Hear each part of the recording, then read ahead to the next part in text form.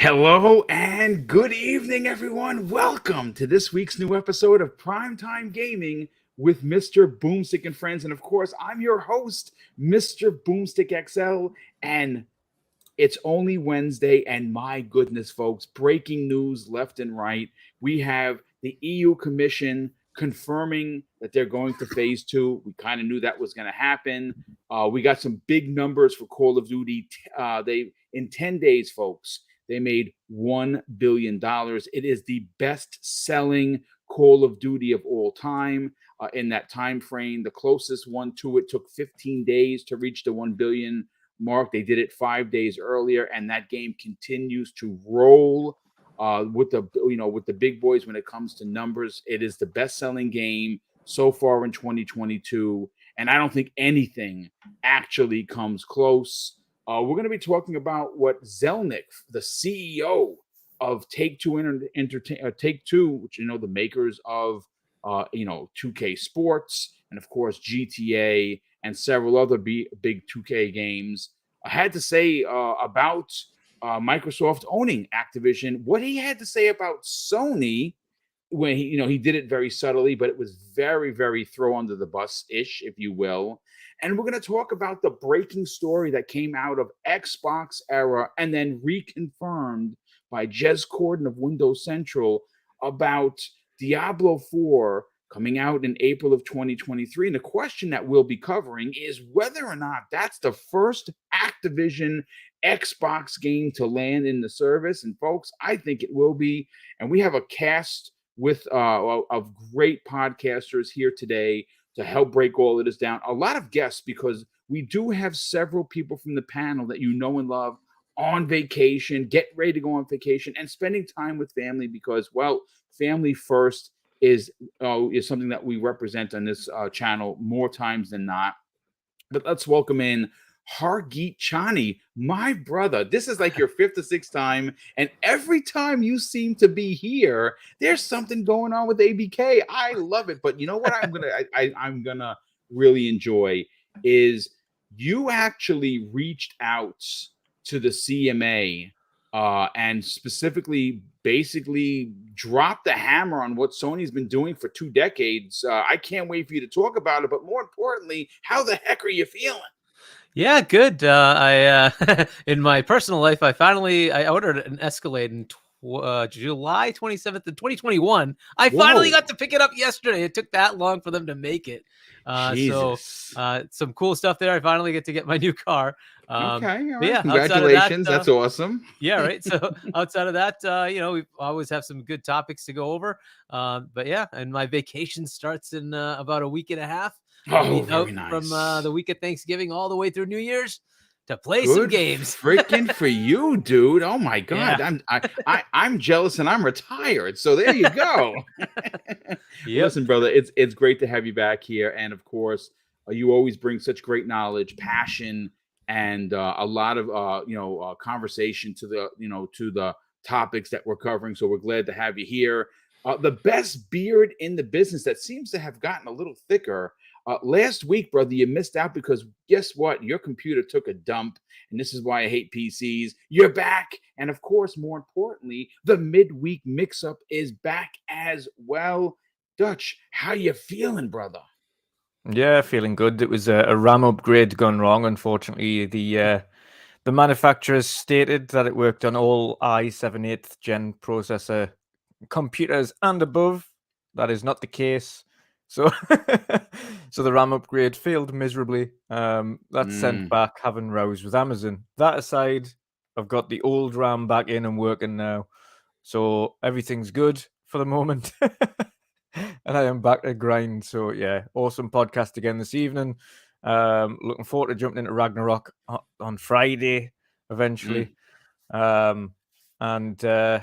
Obviously, you want to make the most of it as well. You don't want to just dive into a game for an hour or so, especially one like that on a weeknight. No, that's something you want to experience. I haven't played it. I've downloaded. I purchased the most expensive edition because I'm a big fan of Santa Monica, and I'm also a huge fan of God of War. This is going to be a monster title. I'm just in the midst of Sonic Frontiers. I'm still playing Gotham Knights, which is phenomenal. And let me tell you something about Sonic Frontiers. Tomorrow, we're going to be talking about gaming reviews versus gamers.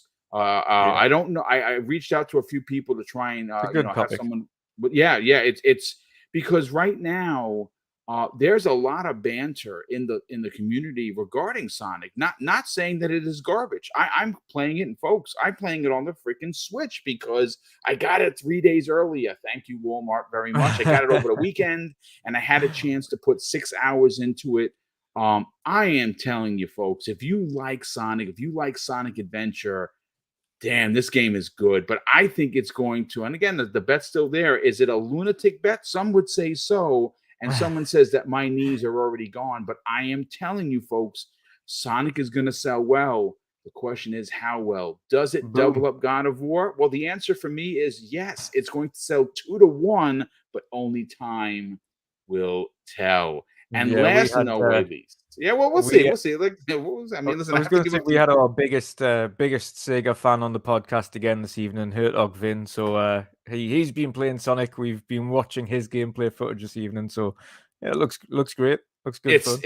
I'm quite enjoying it, to be honest with you. And the best bald head in the business. They call him Cue Ball, but we call him Mag. What's going on, brother? How you feeling? Oh, dude, I'm fantastic. I had a really, really busy week, both personal and, of course, business wise. Doing some global reveals, which will be actually we just were on Bloomberg yesterday talking about Anjiami and the new way forward for not crypto, but like in terms of like what we're doing. Anyways, I'm not going to get into that. It's just it's been a busy week. But let me tell you about something. Gaming wise, I played the first 23 exactly. By the way, 23 minutes of God of War Ragnarok is the best 23 minutes I played in like 2 years of anything ever. So I got to tell you, my game of the year so far has been for Horizon Forbidden West. But I got to tell you, God of War in 23 minutes has already been like, you know what? I already have a tear in my eye. I already have like the DualSense 5 is doing things to me. It's massaging my hand, doing fantastic. Like oh, dude, it's great. You know what? I'm telling you, I'm sitting there. Even the cutscenes have haptic feedback. I'm not even kidding. It is magical. Let me tell you something. So anyways, got that going on. I'm in the middle of purchasing a bunch of other stuff for the fall. Callisto Protocol's now on the list. And because of you clowns, I've got Sonic Frontiers that I'm going to be getting anytime now. So, and then, of course, Gotham Knights, which now my wife is like, well, Boom said it's good. When I'm like, well, fine, then we'll buy it then. So, yeah, because she's been asking around. She wants to play it, right? So, anyways, so we got games coming. We got a lot of news to talk about. We got Hargeet here. We have some other special guests coming. We got Dutch here and Boom here. And we got, obviously, a great chat. Let's get right into the show, folks. Yeah, you know, it's funny. We're not even talking about it today. We're going to talk about it tomorrow, is the Halo Winter Update, folks. That and that too. Getting... Yeah, unbelievable buzz. I think. I mean, some people. David Jack in the chat says Halo Forge will take all of your free time. And I like I said, I currently have 12 days into Halo Infinite, and I intend to seriously put some time into it. But Gotham Knights, Mag, so good. It's your fault, Boom. It's your fault. You know what's funny? You know what's sad, folks? I'm going to be honest with you. I have sold more copies of that game and done more marketing for that game than WB and Laszlo. I should be getting some sort of a cut. I haven't got anything. It's fine. I'm just having fun. But listen, let's. You know what? I do want to talk about Diablo, but I kind of want to start off with the EU Commission stuff because I think that it's incredibly important. You know, we have other people coming in. So let's get into it. And I'm going to go first to Hargeet on this because obviously he's one of our special guests and he does have a lot to say. But it has been confirmed by the EU Commission folks that they're launching their what they're considering their phase 2 in-depth probe of Microsoft's proposed $70 billion investment into the acquisition of Activision, Blizzard, and King. Now, here is some of what the commission had to say, and I think it's relatively important to the conversation. And I pulled this from, of course, want to give credit where credit is due, videogameschronicles.com. It was written yesterday by Tom Ivan of the site, and it opens up with the European Commission has officially launched an in-depth probe of Microsoft's proposed acquisition of Activision Blizzard. And this is exactly what the commission had to say, and I quote, "The commission is concerned that the proposed acquisition may reduce competition in the markets for the distribution of console and personal gaming PCs, video games, and for PC operating systems," it said in its announcement. They go on to say, folks, in particular, the commission is concerned that by acquiring Activision Blizzard, Microsoft may foreclose access to Activision Blizzard's console and PC video games, especially to high-profile and highly successful games, and they put in parentheses so-called AAA games such as Call of Duty. They go on to say a few things, and please bear with me as I read through them. The preliminary investigation suggests that Microsoft may have the ability, as well as the potential economic incentive, to engage in foreclosure strategies, vis a la vis Microsoft rival distributors of console video games, such as preventing these companies from distributing Activision Blizzard's console video games on console, or degrading the terms and conditions for their use of access to these games.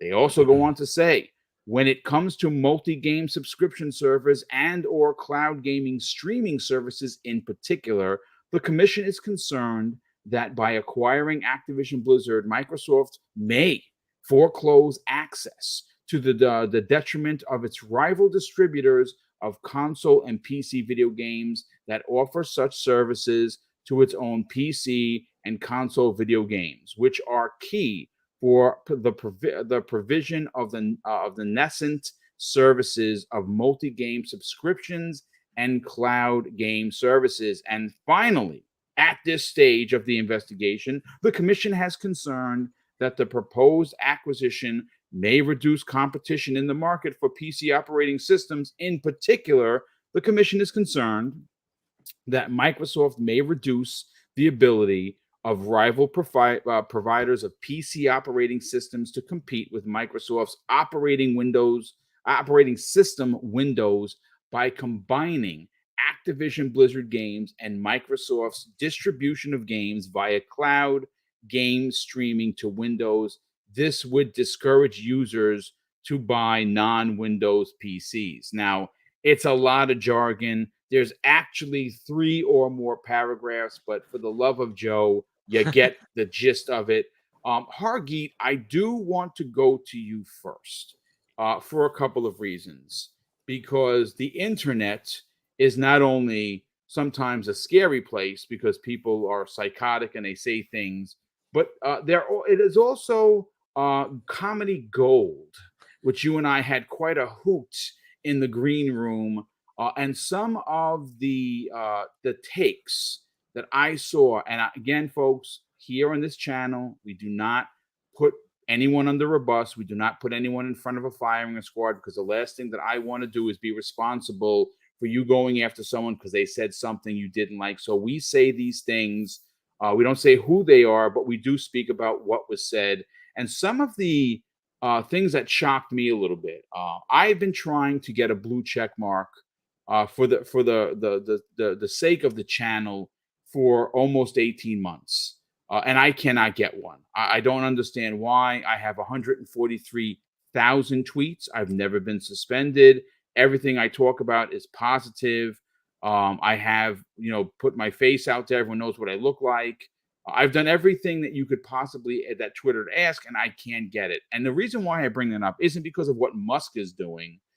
It's because I saw a lot of blue check marks, which is supposed to mean something. It is really supposed to put people at a higher echelon. And when you're at this higher echelon, you do hold a responsibility to be fair with your commentary, not take the sides of billion-dollar companies over a stupid piece of plastic.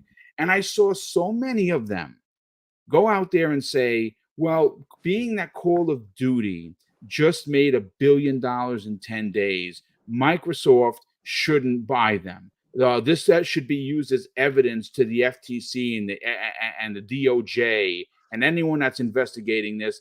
And I find that hilarious, but I also find it incredibly ignorant. and Yep. small-minded, and quite frankly, not to be to beat the horse here, plain old stupid. What are your thoughts on the commentary by some of these knuckleheads? But more importantly, what exactly did you do that when you reached out to the actual CMA to say, hey, listen, Sony has been doing this. Here's the evidence. Why don't you look them? Please talk about it. Yeah. So as far as the making $1 billion, why is that surprising? This is what happens every year with Call of Duty, right? They made what, $9-ish billion last year. Majority of that, by the way, was King, not even Call of Duty. But Call of Duty is going to make billions. We already know that, right? That's not new, right? Does Star Wars make billions of dollars? Was that sold to somebody recently? I Yeah, think it that was. was sold to Disney. That's right. To a big company, if I remember right, that has like 25-30% of the market, right? Microsoft has nothing for percent of the market, and this is a joke, right? So it made $1 billion. Whoop-de-doo, we expected it to make that. If it didn't, we'd be saying, what happened, right? We would expect it to make this. It's supposed to make that, right? If it was not making that, we'd be saying, well, something's broken, right? And maybe Call of Duty is on the decline, right? So this is just obvious. It should be making that. That's a dumb statement. Do you know how much Fortnite made last year? $6 billion. Is anybody crying about that? Like, who cares? It is what it is. These games make money. Okay, how is that news? Like, whatever. So I don't see that being anything. As far as what the EU, we all knew it was going to phase 2, right? All these big regulators, they're going to go to phase 2, right? What they're saying, the one that really stands out to me is the Windows one. I'm not sure what they're going after there. I think that ship kind of sailed, right? I mean, OS X has some games, but what other major desktop OS is there? It's Apple. You might say there's Linux, but really, and it's Windows, and Windows has been a known monopoly in that place for like decades, right? So I don't know what they're going after there.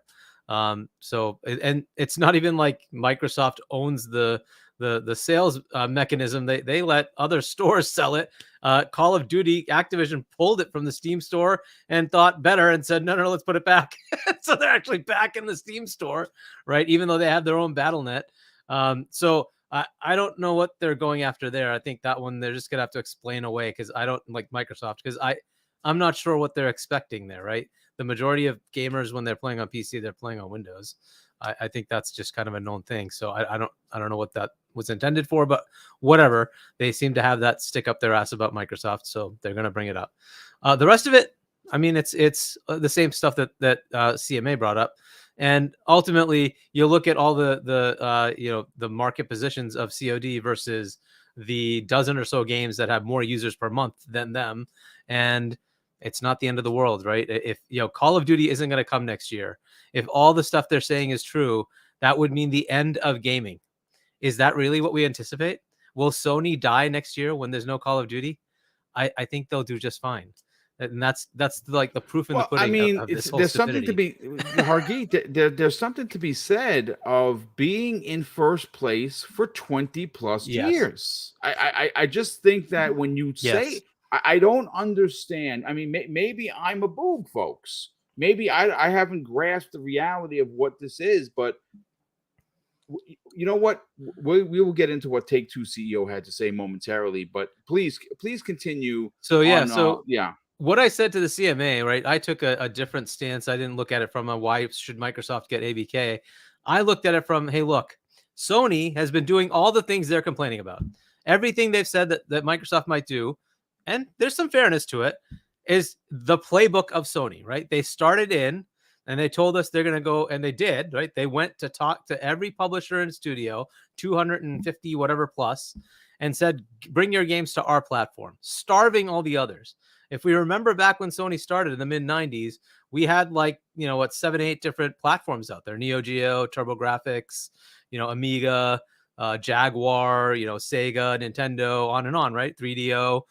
All of them died. Every one of them died, right? They all did, yeah. Because of what Sony did, right? Yeah. And they didn't hide it. They said, we went and money hatted everything. They took the games. They took all the content, right? They did exactly what they're saying Microsoft's going to do, and Microsoft's taking one publisher, right? Granted, they also bought ZeniMax, but they're not doing the same thing that Sony hasn't stopped. They're still doing it. They still money hack games. They take them away from all the other platforms. They put in contracts that you can't be in anybody's subscription service. It's a new model. Stadia was trying to make their mark with that model. Stadia Pro. Luna is trying to do the same thing. They're starved of those games because Sony has to put in a way to you can't do that. You have to pay $70. Right? That's you know what? That's an This is interesting crazy. point. That's a very interesting point because a lot of people in this industry, in this community, in gaming, right? You saw it yourself. Obviously, you work with Game On Daily, and you guys obviously have, you're on top of all the big news. Everyone, Cargeet, tried to blame Game Pass as the actual cog that killed Stadia. But something you just said, a lot of people aren't talking about. I'd like you to elaborate on that. Sony has in their contracts that you cannot go into another service. That means Luna. That meant Stadia, Game Pass, and specifically Stadia, which is dead now. Yeah, and it's interesting that Google didn't bring that up, right? And maybe they did. I don't know. Maybe they did talk to that. Talk about that with the regulators. But is it Phil Harrison? I think he's the guy that was there. He's also from Sony, right? So he may not want to go against Sony. But I that is a very odd thing that like a company is able to thwart another potential avenue for people to consume content, right? I liken this to Warner coming in and telling Netflix you can't have content from Disney, or you can't have content from Universal. Like, who are you to say no? What are you talking about, right? So, like, Netflix started a whole new mechanism for us, right? And that has now proliferated. Everybody's doing the same thing. They're all doing streaming. What if that was thwarted by one of these big, companies? Imagine where that would be, right? I mean, is it not better for consumers? Do we not feel like this is a better place to be? Hey, I want to watch something in Paramount. I'll just go subscribe for a month. I'll watch it and I'll cancel, right? I get my content. I don't have to have a year-long cable contract that I don't want to have for more than 3 months, but I have to pay like $100 a month, whatever it was, right? Here you get to just pay for what you want. I want HBO Max for a couple of months, no problem. Go get it and then turn it off, right? That could have been killed if it was like this, right? But Sony's doing exactly that, right? These people are trying to give you that. You can play the Luna games whenever you want. You can subscribe to Amazon Prime or Luna, get it anytime you want. But those games are not coming there because they're blocked by a big market leader in Sony. So these are the things I brought up. I'm like, look, all those practices you're talking about, foreclosing. I mean, that is how Sony started. They foreclosed everyone. Nintendo survived because they had mobile. They had the Game Boy and the DS.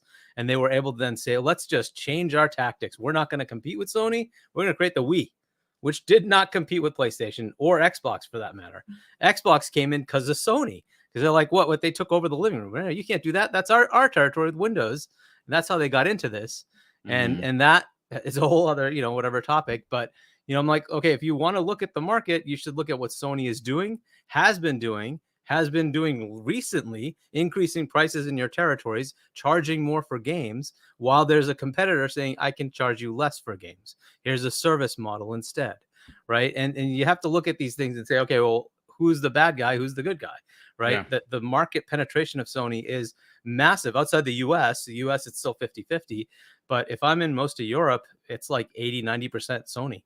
Right. Yeah, if I take Nintendo, isn't that by legal terms considered a monopoly? Anything over 70% in general is a de facto monopoly. Yep. There you go. Yeah. In the US, it's 65, but in most of the world, generally 70% is the threshold. Now you have to look at Nintendo though and say, hey, they're there, right? But the problem with Nintendo is and the CMA admitted it, they don't want to compete with Sony. They're out of that market. They're like, we're not touching this. We don't want to compete with Sony. So they pushed away from that and said, well, so we're not going to have that, loss, on selling you a console.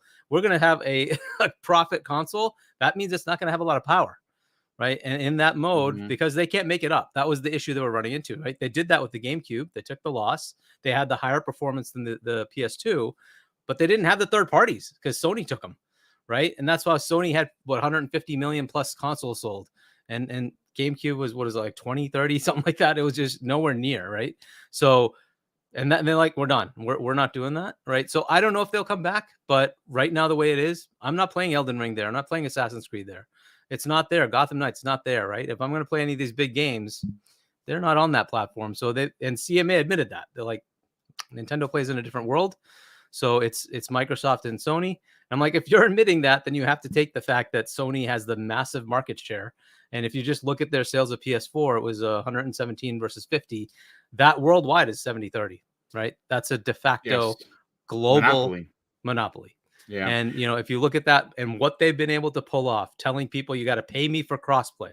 Who does that? I mean, seriously, that you got to pay me for crossplay. You got to take profit from iOS and give it to me. Holy crap. Right? Yeah. They did that. They're doing it. Like, we have the documents. It's done. Well, I mean, look, I got one better for you. And I saw this with a lot of even pro Sony fans. If they weren't the market leader, Hargeet, if they weren't afraid of consumer backlash and potentially losing sales, they would have never raised a console $50. Something that's never been done in gaming. But here's another one. Here's one even better. They're so ballsy and they're so confident with their market share lead that they're releasing a peripheral that costs more than the freaking console to use it on. Think about that for a second, folks. They're saying that for $600 before tax, you can get the PlayStation VR 2.0 with Horizon, which looks great but is on rails.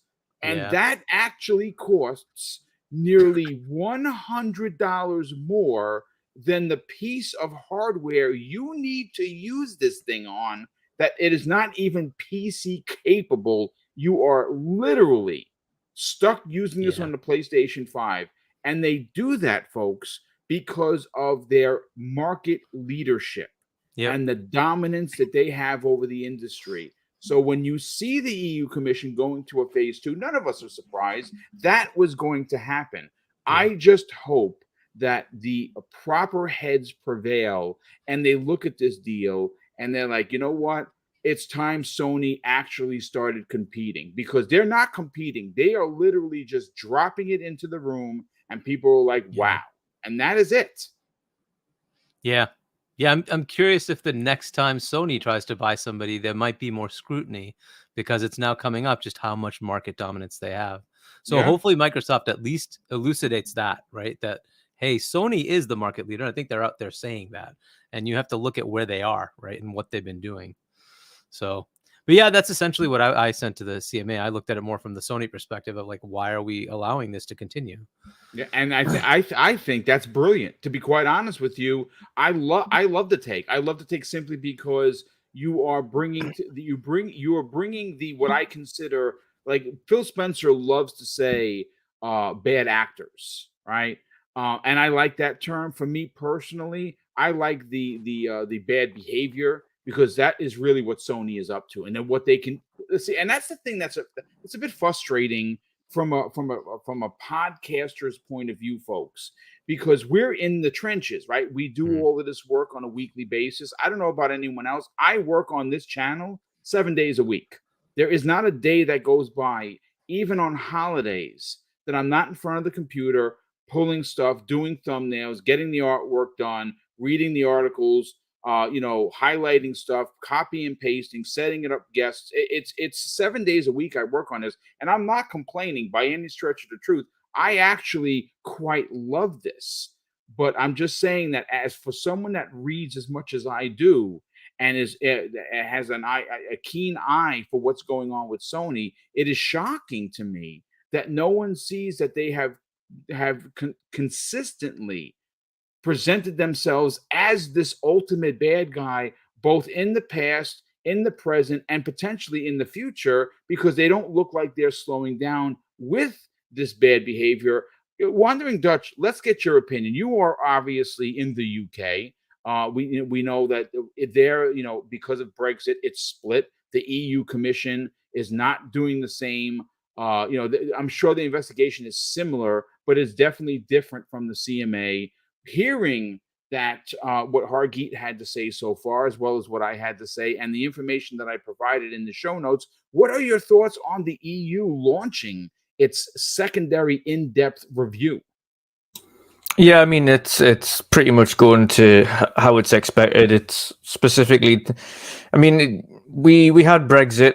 Before Brexit, of course, the UK, the EU commissions both pretty much went along the same lines in terms of how they operated and how do they come to their conclusions. Now, of course, both of them want to put their own stamp on it after leaving, or after the UK leaving the EU, but they pretty much still operate similar. So their thought patterns and the way that they come about their decisions are very similar. I think the funniest thing is that one particular. Of course, we know they're going to talk about Call of Duty. They're all going to talk about Call of Duty because it's such a big moneymaker. Not because of the user base, because the user base will just go wherever Call of Duty is. Simple as that. And even though Call of Duty is, as we know, going to remain on all platforms because financially it doesn't make any sense to take it away from any platforms. If anything, they'd lose money by taking it away from any platform. But the funniest thing happened to be that strange comment about the desktop ecosystem. Like, I Which have is ridiculous. no idea. Yeah. Where they've got this. How does the Activision acquisition in any way, shape, or form change the home operating system landscape? Like, it doesn't interact with it at all. I don't understand where they've like it's just baffling. I don't understand why they've brought that up. And I think Microsoft will also be looking at that and going, sorry, what? Like, what's this got to do with Windows? Like, this has nothing to do with Windows. It's completely separate. Like, we operate on a Microsoft Store, but we also operate on Steam. We'll probably also end up operating on Epic Game Store at some point. They want everything everywhere. That's the whole point, to be able to get more products out to more people. So it's a strange one. And to be honest, I think that one in retrospect afterwards will be easily battered down. They'll be like, well, no, this deal doesn't affect the PC ecosystem at all. No, not at all. Nothing to do with the operating systems. Nothing at all. It wouldn't affect the operating systems in any way, shape, or form. Not only that, but even if it did interact with operating systems, like, all of the games are available on cloud, and cloud is available on every operating system. It is literally just a browser-based cloud gaming. Yeah. So it doesn't affect anything. The apps work on Linux. The apps work on Windows. So it makes. I mean, and let's face it. You've got Apple, you've got Windows, you've got Linux, and that's pretty much it. Yep. So it's not like the PC operating system, like, marketplace is huge. There isn't much competition there. That's not Microsoft's problem anymore. They made an ecosystem that was widely accepted. In the literal home office and office space, like, there's very few people use Apple in the office space that aren't in the creative fields. If they're in the creative fields, i.e., kind of media or anything, media creation, stuff like that, then you'll tend to find they use Apple laptops and things like that. But actual offices, it's all Windows. So it's nothing they can prevent. No one's just come up with a better solution. None of us love Windows. I don't think there's one person on the planet that loves Windows as an operating system. It's just the most widely accepted system to use, unfortunately. No one's come up with a better one. And when they do, of course, and no doubt that'll eventually take the crown, but it's this deal has nothing to do with that. So I don't know where the European Commission has come up with that particular gripe. It's a very strange one. But I think that's not something that Microsoft will struggle with. They'll just be like, yeah, this doesn't affect us at all. So we'll just forget that, shall we? On the Call of Duty front, huge numbers, massive numbers, but not unexpected. Yep, If there you anyone had a go. chance to play the campaign, you'll understand why it's doing big numbers. It's a terrific campaign. The launch was a little bit rocky with a lot of crashes across the board. PC, Xbox, PlayStation had issues, but thankfully it was like a day and a half or something of major kind of issues, crashing and things like that. and then it got patched out pretty quickly. And now the game runs, I would say, pretty smooth, almost as smooth as you could hope it could run. And of course, just waiting for that season 1 launch now, and then a whole new boatload of content comes with it, and Warzone 2 and DMZ mode. So it's a huge deal for them. But what has come off the back of it, and hopefully it's just a wording error from Activision. What come off the back of that, of course, was them saying the next premium title is next year instead of 2 years. Yeah, that actually has been worked out. And again, I don't like mentioning his name. It's like talking about Voldemort, but Jason Schreier did in fact, and don't come for me, Jason. Please don't come for me. Right? If you see his name, he's already there. If I say his name one more time, he's going to kill me in my sleep. So let me just say that the person that I just mentioned earlier did say that yes, what they will be releasing is not a new Call of Duty game. It will be premium DLC to continue the story of Modern Warfare 2. That actually has been confirmed. So, just to give you the heads up. Yeah, but making like $1 billion in 10 days, like 10 days is obscene, and that's without Warzone. That's $100 million per day. And they haven't even bonkers. And they haven't even like opened the store up for skins yet. They haven't. There's no Warzone 2. There's no DMs. There's that's nothing coming out to November. Is that the 14th or the 18th? That's I think it's the 16th, the same day as Warzone 2. Yeah. Okay. Yeah. Wow. Yeah. Everything opens on the 16th. Basically, just prints money. Yeah. Hey, but you know what though? They back it up with product. They do. Like they're backing it up with substantial product, right? Like which we can't say for a lot of other games with post-game, launch release content, right? I'm just saying they make a lot of money, but they're putting out a lot of stuff. Yeah. Just anyway, sorry, Dutch, go ahead. No, but it is true. It is true, and like I was just mentioning to finish off the point there, that like that value and that money that they've made is without microtransactions. Like as soon as they stop putting in that microtransactions, you can see why Sony are like shaking a bit, because yes, they're going to lose money, because unfortunately, at the end of the day, this will be a Microsoft title, and the revenue split isn't going to be the same. It's not going like in the future when this current deal runs out, that revenue split will change. They're not going to say, yeah, you can keep 70-30. We'll negotiate that downwards because it's theirs to negotiate. And if they don't want to negotiate downwards, unfortunately, it's not theirs to negotiate at that point anymore, and they can't complain. And if it doesn't, then they go, oh no, well, we're not accepting that. Okay, well, you don't have Call of Duty. Yeah, exactly. I mean, obviously, we've seen what they've done with the $10 upgrade tax, the cross-play tax that Hargeet mentioned. They're the only publisher doing that, where they're literally making both developers and publishers pay them a fee to allow for crossplay. And when you're the market leader, you can do shit like that, and that's why they're getting away with it, and it's not right. Yeah, exactly. Well, listen, first of all, we're going to go to the MAG, who, by the way, I just want you to know, at least in 10 different instances, Randall Thor took pictures of you. Guaranteed. Currently sleeping live on the air, and he's going to post those to social media any minute. Randall, I love you, brother. We got to get you back on the show, but no, we don't.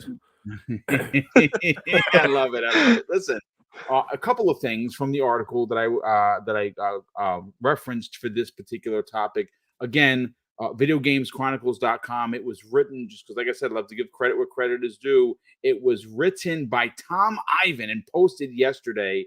Here's some interesting tidbits. Microsoft's head of gaming, of course, Mr. Phil Spencer, or Phil Dominus Maximus Aurelius Spencer to many, recently said in an interview, and this was a couple of weeks ago, that he believes heavy scrutiny from regulators is, in his opinion, fair and warranted, and that he remains confident that the deal will, in fact, be approved. But here's where this story gets a little interesting. Now, again, I'm not going to say who I talked about before because, like, you say his name 3 times and you will die in your sleep. We do have to talk about another devil of the industry, and that is current CEO of Activision Blizzard, Bobby Kotick. Now, obviously, he's no longer going to hold that position when this deal is done. And I say he's the devil because of some of the things that he has done in his tenure with Activision are heinous. It's all documented. There's a reason why that he wanted to sell, because he knew that some of his antics were getting out there. He allowed sexual misconduct to run rampant through Activision and Blizzard. And a lot of those rebel rousers, if you will, have been fired, and rightfully so, because people's rights are important. The human factor. But he wrote a letter to everyone in the companies, and I say companies with plural, being that it's Activision, Blizzard, and King.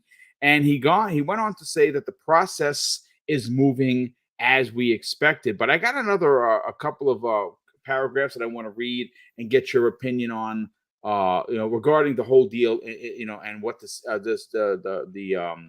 the UK Commission has to say. But he wrote this, Mag, because so many large global companies across the world are now competing in the nearly $200 billion games industry, it's understandable that regulators are trying to better understand the gaming business. This week, the European Commission announced that they have entered the second phase of our review in the region. We will continue to cooperate with the European Commission, where in the countries they represent, we have many employees. We have been working closely with Microsoft to actively engage regulators in other key countries to answer their questions and provide them with information to assist in their review.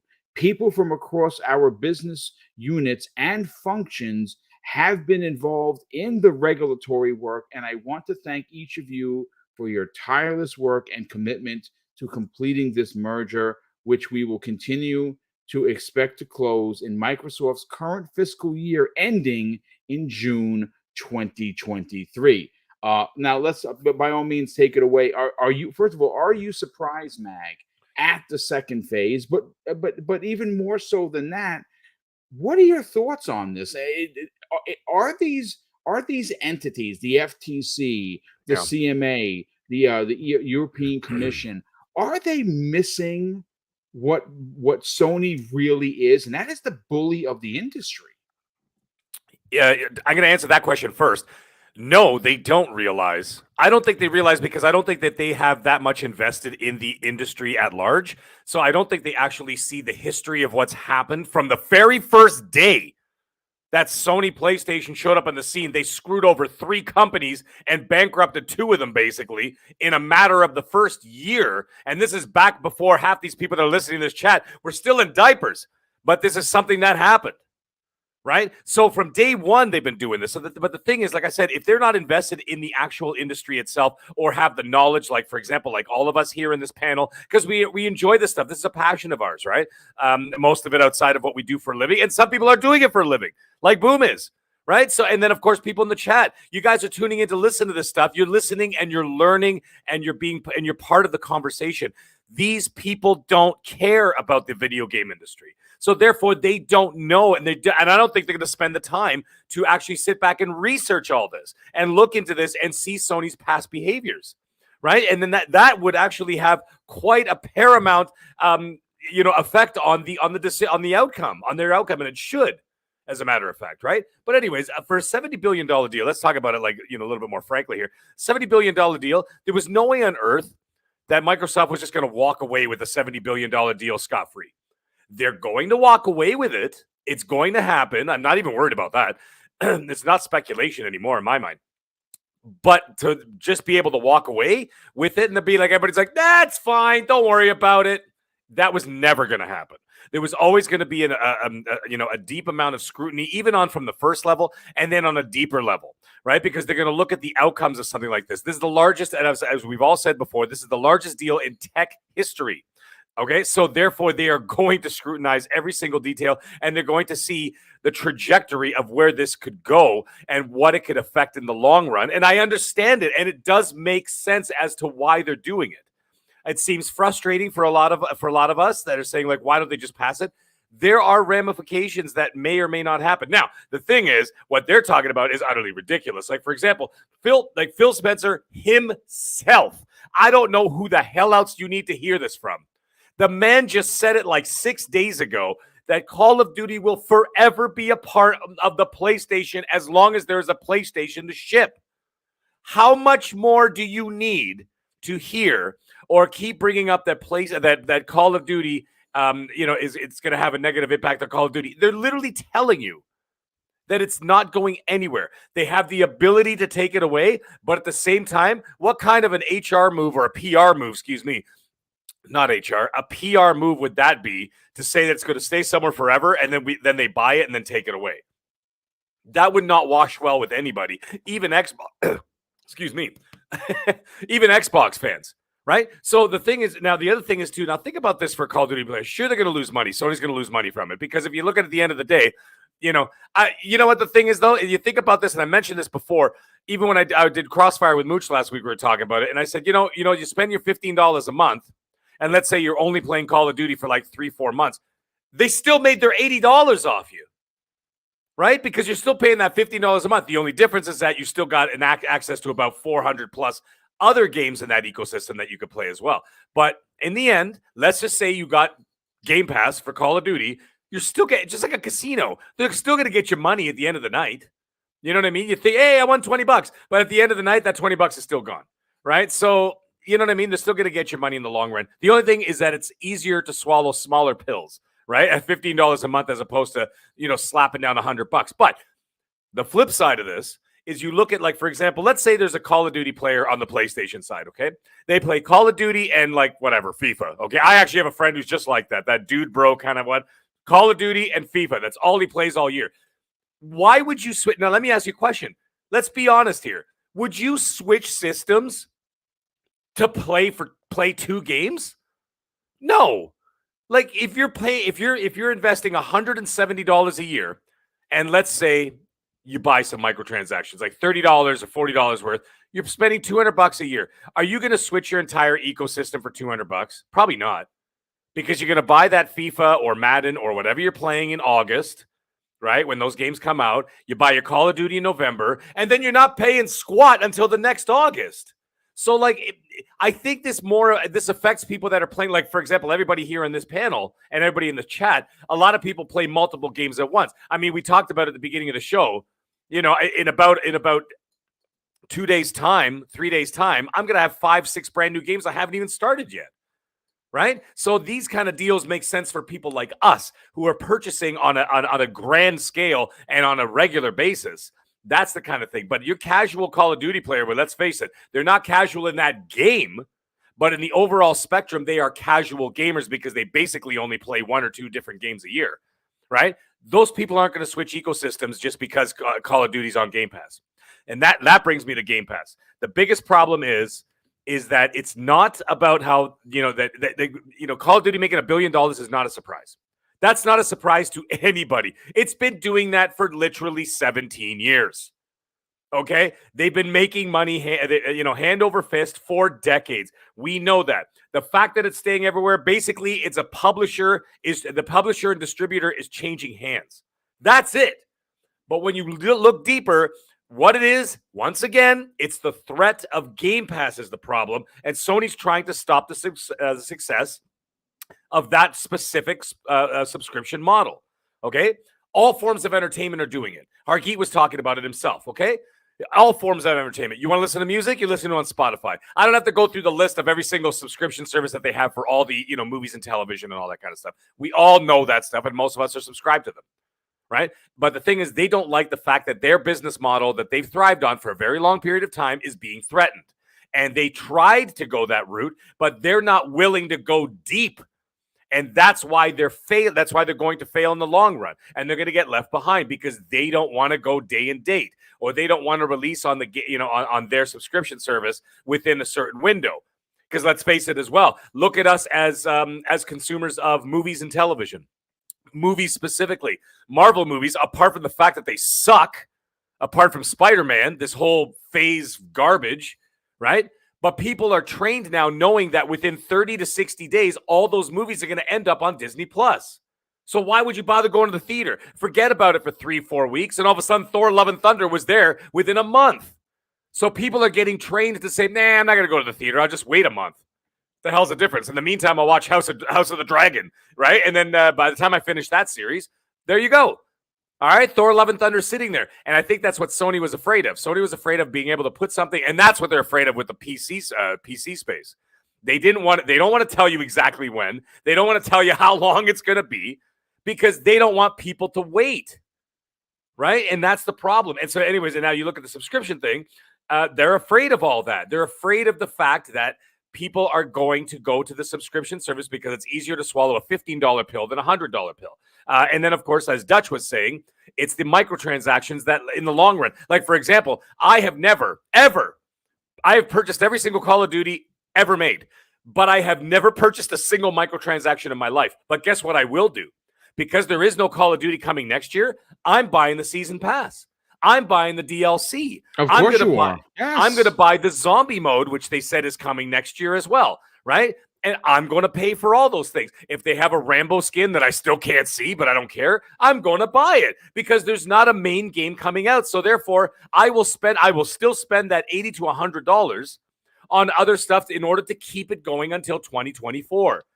Right? So I can see that if you're actually paying $15 a month, it makes a lot of sense to stay in that $15 a month. If you have both access to both, is that you could do that because then you have more money to freed up to buy a skin or to buy a new gun or to buy a teddy bear charm for your M4, whatever the hell you're going to buy, right? But these are the things you're going to do, And anyways, as for the technical aspects of this whole this sale. Hargeet was talking about it as well. You talk about what Disney purchasing a multi-billion-dollar franchise like Star Wars. No problem. Or Marvel. And I was about to say, you want to start stacking the Jenga? Okay, they got Lucasfilm. So Lucasfilm, of course, is Star Wars and Indiana Jones. And then, of course, then they've got Marvel, as Boom said. Then they bought Fox. That's right. Then they bought Fox. Thank you, John TJ. John TJ, you fraud, by the way. You're supposed to be inviting me to play COD, and I haven't seen you online at all. Anyways, they bought Fox, Marvel, Star Wars, and let's not forget, I don't know, that little animation company known as Pixar that makes $1 billion a movie. Like, come on, guys. Are we serious here? And then, like, these guys making one major move and it's a problem? Like I said, it's just because it's a huge amount of money that they're scrutinizing it. It's got nothing to do with the specifics. They may say all these things, but I think to me, it's all posturing, pomp, and circumstance because they need to make it seem, even on a public level, and even for Sony's case, they're going to make it. They have to go through. They have to dot every I. They have to cross every T. They have to look at everything with a microscope. And even if they're not doing it, they have to look like they're doing it. Okay, it's the due process that they have to follow for something as big as $70 billion. So I get it. I understand it. There is no threat to this deal. The deal's going to happen. It's just we're going to have to hear a lot of this crap until I would say I thought it was going to be done this year. Clearly, it's going to take a little bit longer. So I'm thinking by March, it'll all be said and done. So, but either way, these are the reasons in my mind. These are the reasons why this is happening, and these are the reasons why they're like I said, the scrutiny is much more focused, and it shouldn't come as a surprise to anybody if you're looking at the grand scale of things. Yeah, no, absolutely. Real quick, we want to welcome in Drawn TJ joining us. Listen, before we get to you, Drawn TJ, I want to catch up on the super chats, and as a matter of fact, you dropped the first one of the evening. You actually said after dropping a $5 super chat, hey everyone, I'm running a little late now that you're here, so thank you for that. But I think that the EU is overstepping their authority. I mean, look, I'll say this: they have to look at this deal. They have to look under every stone. There is no doubt about it. It's $70 billion. It is the biggest deal in the gaming history as we know it. Phil Spencer himself, which I just reiterated moments ago, has said that he not only understands but he respects the scrutiny that's going into this deal. Kay Asante, good friend of the program, who is currently not with us, but will be back in a couple of weeks after he's done with his family vacation. He drops a $5 super chat and says, salute to all my brethren on the panel and in the chat. waiting at the airport for my flight, listening in and playing Sonic. And that's right, Sonic Frontiers, which he potentially could lose those knees over on his Steam Deck. Thank you so much for being here, brother. We miss you already, but enjoy your vacation. And this is why I was laughing before. Dreadpool, good friend of the program, he drops a $5 of jet and says Sony is getting a bit hairy. I'm expecting the Mag and Double Barrel Gaming to produce a Manscaped 4.0 advertisement. My creative credit fee, please. You know what? I'm still waiting to hear back from them. They might sponsor the channel, but I can't complain. I think they sponsored the channel for like 5 months. It was 5 months. It was 5 months, which is they should. Your channel deserves it. I appreciate it. It's very kind of you to say, brother. That's I listen. If they do, I'll be the first one to go right to Mag and see if he can. I'll be more than happy to write more ads for you. Bring it on, Manscaped. Let's go, man. Come on. Highlander 001, generous friend of the program, drops in a $2 super chat and says Game Pass allows me to spend $70 on games. You see, and that's the thing. It's funny. When you talk about Game Pass, and I don't get a quote every time I say it, folks, but I'm just saying that it's my public service announcement. If you have an Xbox, it really doesn't make any sense why you wouldn't have the service. It's not because I want to see Microsoft be a $4 trillion company. I'm not getting any money out of it. But the fact of the matter is, that's a great point. A lot of people were able to go out and buy God of War Ragnarok because they have Game Pass and they didn't have to buy a Plague's Tale 2 or a host of other games that are currently in there. And quite frankly, in the last, 45 days, the amount of games that have released are hundreds and hundreds and hundreds of dollars worth of games that you get for the price of $15. It just can't be beat. But I want to continue the conversation before we move on to the Diablo situation, which I think is going to be very interesting. Drawn TJ, I do want to get to you, but I want to bring up an article that I pulled from VGCharts.com. It was written by William D'Angelo. And why I pulled this particular story is because it's extremely relevant to this particular conversation that we had. And in the story, it goes on to say, as its headliner, Take-Two CEO has no concerns over Microsoft's Activision Blizzard acquisition. And this is what the article says. And again, folks, I'm going to read verbatim from the article written by, of course, William D'Angelo of VG Charts. He says Take-Two Interactive CEO Strauss Zelnick had an interview recently with CNBC, and it was reported by Seeking Alpha that he stated in this interview he has no concerns over Microsoft's acquisition of Activision Blizzard. He says most of his competitors feel the same way. And here is a couple of quotes from, of course, Zelnick. He goes on to say, folks, well, there's one big company that is, but a part of that, no. Generally speaking, I don't think people are particularly concerned because it remains a fragmented business. We don't really think the competitive landscape is meaningfully affected in the event that the merger goes through. He also added into this interview, if you asked me when it was first announced, I would have said I thought it was about a 90% chance it would be approved. It appears as though it's less than that now. And obviously, there are people in the industry, people in our circles that we run in. Hoglaw had it at one point 80-20. He went down to 70-30. He went back to 60-40. He had it at 65-35. So he's constantly moving it because based on, and one of the things he said is you can't account for crazy, which I think he's 100% right.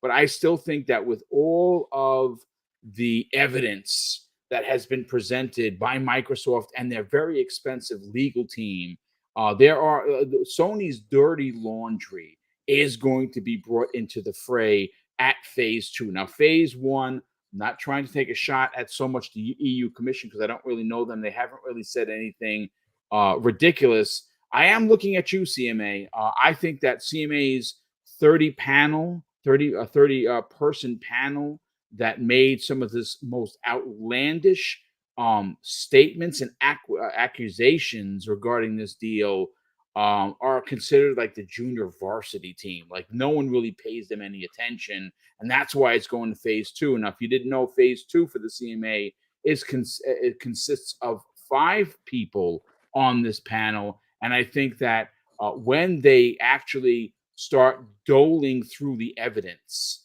it's going to be easily in Microsoft's favor because Microsoft isn't doing anything illegal. But Drew and TJ, let's get your opinion. It was confirmed on the 8th, like I predicted, that the the EU Commission would move to phase 2. Again, this is not a big surprise. What are your thoughts on this? And what are you expecting them to actually look into during this quote unquote second look?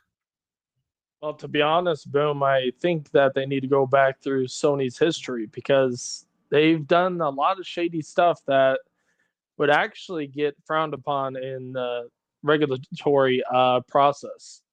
I mean, they've literally bought studios and then they said that, oh, it's going to be multi-plat, or they'll just not say anything and then they'll make it exclusive. They've done it in the past with lots of studios. And everybody thinks it's okay, but it's not. And as far as the deal, how it's going to go, I still think it's going to go through regardless. You got the biggest labor union, first time ever, backing up Microsoft, and Microsoft's allowing it in gaming. So that's first time ever. You got that as a plus. Plus, you gotta remember all these people that work at Activision have been in serious disarray. They've been in like a lot of problems, and to sit there and be like, yeah, we're gonna turn it down because we don't want Microsoft to close off the rest of the industry. Well, okay, let's say you do stop the deal. Okay, now you just made it worse for all those employees, and then they're stuck with Kotek still, regardless. And then it still becomes a nightmare, and their stocks tank, and just gets worse. But I don't think it's going to get to that point. I hope the EU really looks into it and actually understands that Microsoft's trying to do the right thing by actually saving this company, not just because of the people, but the IPs, and also to save it from foreign countries that are trying to buy it and ruin the franchise. Yeah, that's a great point. That's how I look at it. Well, I like what you're putting down. I'm going to be honest with you. I think there's first of all, I want to dissect what Drew and TJ brought into the conversation because I think it's relatively important. And I kind of want to get a quick hot take from everybody on the panel because he mentioned something about unions. Now, unions, as we know, for voice actors are a thing. Voice actors do have, in fact, a union, but development personnel, like developers, people that actually make the games, there is no current union. And because of some of the shenanigans that went on with ABK, they wanted, of course, to have a union. And Microsoft went out and said, sure, you want to have a union? We will sanction said union. That is something, guess what, folks, has never been done before in gaming. And to TJ's great point, they do have, and I say Microsoft do have the backing of this country's biggest union. But what's even more important, folks, is the fact that if this deal were to be blocked or would fail, I'm guaranteeing that it would potentially tank Activision Blizzard. It could logistically put them out of business. And what if they lose millions and millions and millions of dollars? You know what that happened? You know what's the first thing that they're going to do? They're going to lay off potentially millions of people, and people are going to be out of work. Like I said, the ramifications of this deal being passed and what it's going to do for the industry what it's going to do for gaming, what it's going to specifically do for Microsoft, versus what if it's blocked, what damage it's going to do to the industry is unthinkable. What are your thoughts on that, Hargeet Chani? Yeah, I mean, it's not millions of employees, right? It's thousands, but yeah, it is. I said millions. I actually meant thousands. Yeah, sorry about that. But that is a big deal, right? They do have some 10,000-ish worldwide, right, employees, and a lot of support studios that maybe we don't realize, but there's a lot of people that work on Call of Duty and many other games, and so all those people do bank on this company staying afloat. Now, look, their product still sells. Hopefully, it won't be that devastating, but it could be a problem, right? The headaches they run into is their investment capital goes down, right? If the stock tanks, and the board and share members that are there will start saying, "What can we do to fix it?" And then you get into really bad territory, like let's dissolve the company, let's liquidate, right? Things like that, and that's something we don't want, right? This was a good out for them. We know that's kind of why this came up, right? And so this is a good partnership. Now, could somebody else be a good partner for them? Possibly, but who, right? Who else would have the chops to take on? I mean, to put this in perspective, all of Xbox, including ZeniMax, is less than half the employees of Activision Blizzard King. This is a big company. Who else could do that, right? I mean, like Microsoft itself is multi-100,000 people, Apple. right? So they could potentially absorb that. But this is not a joke. This is a very, very big company. So there's only so many that could take on this much, and this is a good potential partnership from a company that's got a very good reputation for employees, from a company that has a very bad reputation for employees, right? So that is kind of a good thing for those employees. Hopefully, it helps resolve some of those issues. The union thing, let's hope that actually expands, right? The QA folks get really low pay and hard work. They're really stressed to make sure they test every little thing, like every change. They got to test the whole game, right? And that's a lot of work, and they get very little for it. It's a good thing that this is kind of coming up, and maybe it'll start fixing the industry. But yeah, this is an interesting point as to how do we handle the employee side of it, the ABK side of it. If that falters, what ends up happening, right? They'll get an infusion of $3 billion-ish, maybe depending on what time frame, right? There's different amounts that get sent back to them or whatever. It's like 2.5 or something like that, and then 3, depending on the dates. But either way, after that, what ends up happening to them is an interesting question, right? The confidence level might go down quite a bit. And then they'd have to do something drastic, and that's kind of disappointing. But yeah, so that little aspect is interesting. And hopefully, I mean, on our side, the FTC, that's the only thing they came up with, right? They haven't said a damn thing outside of that. No, they actually, their concerns originally, and that's a great point, Hargeet, because no one really talks about the FTC because their opinions were months and months and months ago.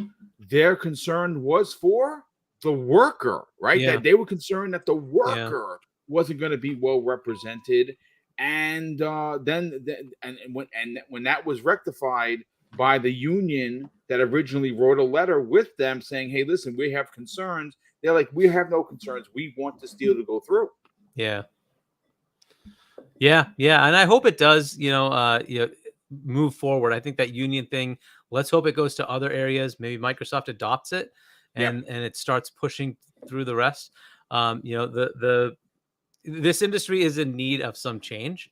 It has been a sort of behind the scenes thing for most of the regulators and legislators. They just don't care about gaming, but slowly it has built itself up to be the biggest entertainment vehicle, and it does deserve some scrutiny. And I hope this maybe the money that's being spent here, $70 billion, has opened their eyes that you can't ignore gaming anymore.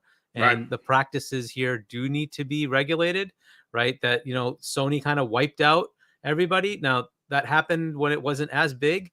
However, nobody cared. There was nobody coming in saying, "Hey, wait a minute, Sony, what did you just do?" Right? Where are all the competitors, right? And now hopefully that's not the way it'll go, and they'll start seeing, okay, we have to pay attention to this. It's bigger than movies, it's bigger than TV, and those are big industries, right? It's bigger than music, and all of those industries have gone through their turmoil, right? And if we're looking at this industry, it's probably time to start looking at it as to what is acceptable for the consumers and the creators. Like, what are they getting out? What the people that are working on this, are they being treated fairly? It's probably time for that. And I hate bringing in government into it, but it is what it is. Somebody has to advocate. And I think that, hopefully this opens their eyes that, this is a big industry and you need to pay attention. And it's time to start looking at it, globally. What should this look like?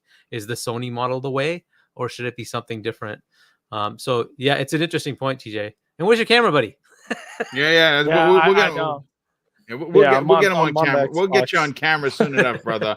Yeah. Dutch, you've heard what Drawn TJ brought to the conversation, and of course, Boom, what Hargy just said. What do you? Oh, you're on mute, brother. There you go. Oh, okay. No, not you. Wandering Dutch. Dutch, what are your thoughts on this? Law said. What was that, TJ? Sorry.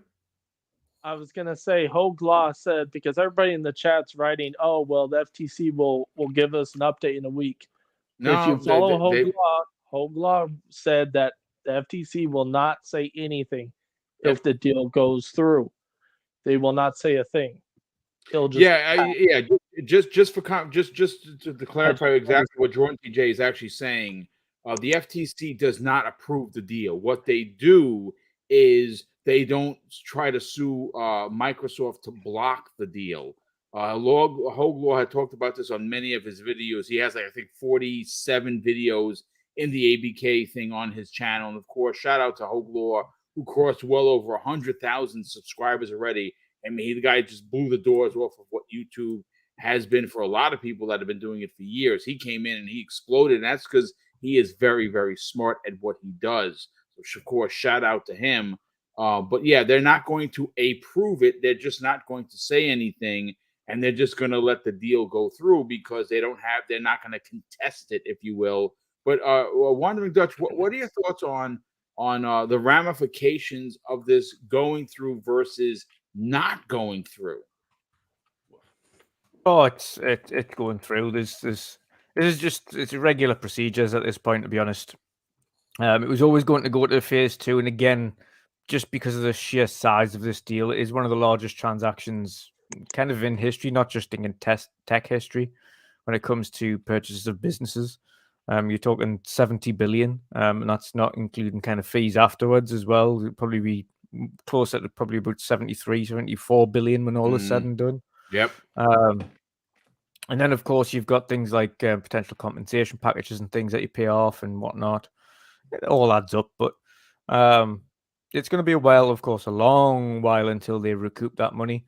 Call of Duty will probably do it within kind of, or at least recoup half of that money in a quarter of the time. So I don't think they're concerned too much on that. But no, it's in terms of the ramifications. I don't think we'll see really any stumbling blocks. They're voicing natural opinions. We've seen this with large transactions before, where they voice kind of we believe this is going to be X, Y, and Z, and then like obviously a couple of months later they're like, yep, it's passed, it's done, and then that's it. You don't hear anything else of it. And it's going to be the same case. Naturally, they have to scrutinize it. They have to go through all the fine details. They've got to double and triple check things. They're going to come out with some really strange comments beforehand that to me and you and everybody else doesn't make much sense as to why they're asking these questions. But they'll be answered. They'll be answered with all the facts and figures. And when all is said and done, this will pass by June 2023. Yeah, I agree. I think you're onto something. Close us out, Mag. Let's talk about what is your answer to the ramifications question versus getting it done and potentially changing the industry for the best, or blocking the deal and potentially setting the industry in a direction that it's going to take years to recover. Yeah, because I think I personally think that if this deal were to fall through, I think it would tank the company in the long run.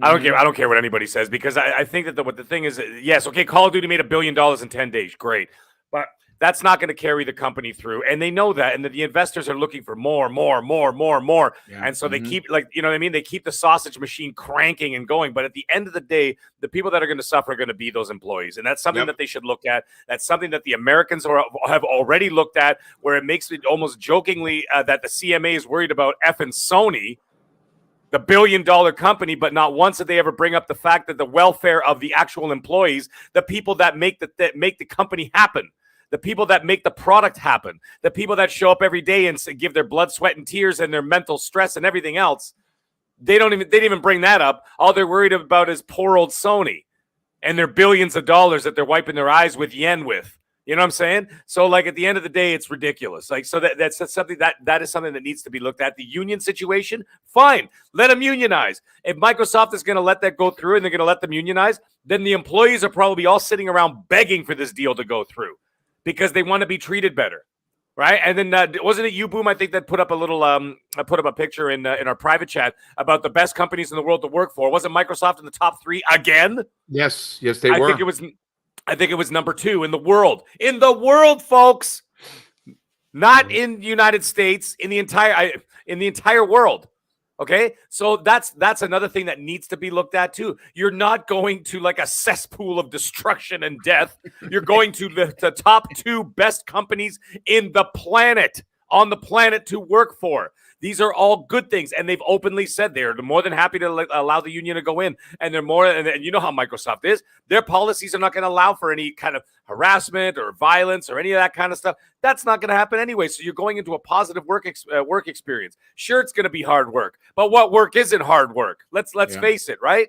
It's all hard work at the end of the day.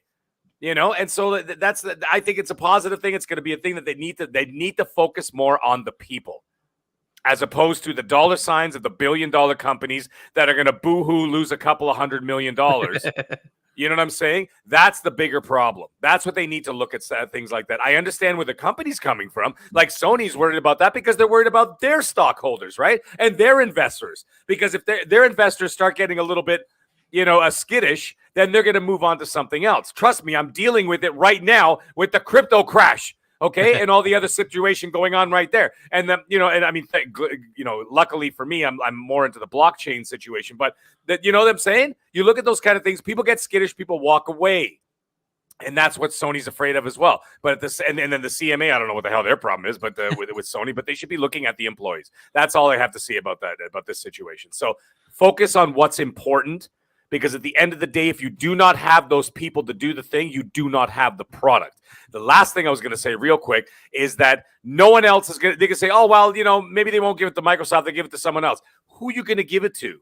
Exactly. Who's got that kind of money? Yeah, sure, Apple does, but nobody wants to work for those guys. And the other thing is, too, the Chinese have that money, but nobody on earth wants the Chinese to have their hands on a $70 billion tech company, nor will it ever happen. It will never happen. Because if there's ever anything like, in any kind of conflict, who do you think is going to be the first runner-up? It's going to be China. You do not want these people to be on top of anything like that. They're never going to allow that to happen. So just from a political landscape point of view, it's never going to happen. So therefore, you've shut the door on basically everything except for Apple. And what the hell is Apple going to do?